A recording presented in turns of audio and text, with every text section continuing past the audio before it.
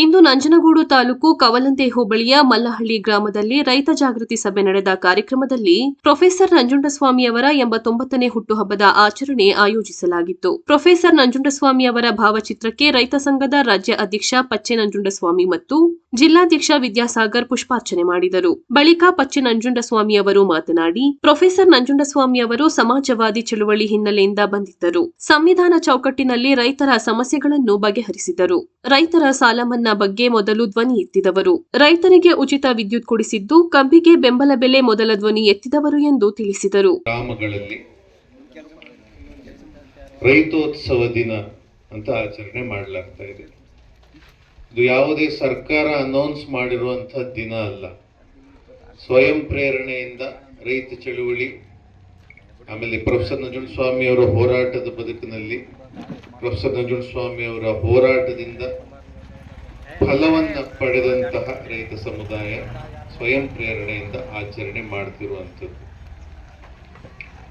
ಏನು ಅವರ ಕೊಡುಗೆ ನಿಮಗೆ ಗೊತ್ತಾ?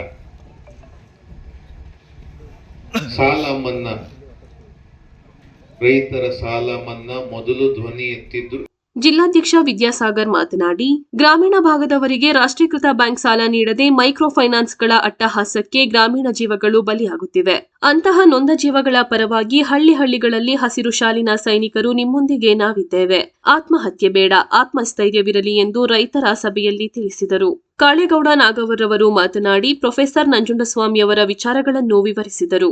ಕಾರ್ಯಕ್ರಮದಲ್ಲಿ ರೈತ ಸಂಘದ ತಾಲೂಕು ಅಧ್ಯಕ್ಷ ಸತೀಶ್, ಜಿಲ್ಲಾ ಪ್ರಧಾನ ಕಾರ್ಯದರ್ಶಿ ರಘು, ಬಂಗಾರಸ್ವಾಮಿ ಸೇರಿದಂತೆ ರೈತ ಮುಖಂಡರು, ಪದಾಧಿಕಾರಿಗಳು ಉಪಸ್ಥಿತರಿದ್ದರು.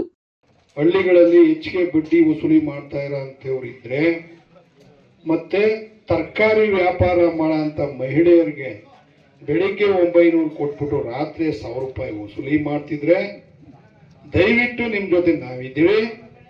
ಯಾವುದೇ ಕಾರಣಕ್ಕೂ ಇಂಥ ಕಿರುಕುಳಿಗೆ ಯಾವುದೇ ಜೀವಗಳು ಬಲಿಯಾಗಬೇಕಾಗಿಲ್ಲ.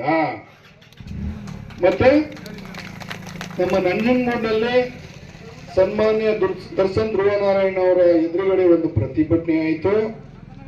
ನಮ್ಮ ಏನು ಮಲ್ಕುಂಡಿ ಮತ್ತೆ ಇನ್ನೊಂದು ಊರ ಭಾಗದಲ್ಲಿ, ಅಂಬ್ಳೆ ಭಾಗದಲ್ಲಿ 2 ಆತ್ಮಹತ್ಯೆ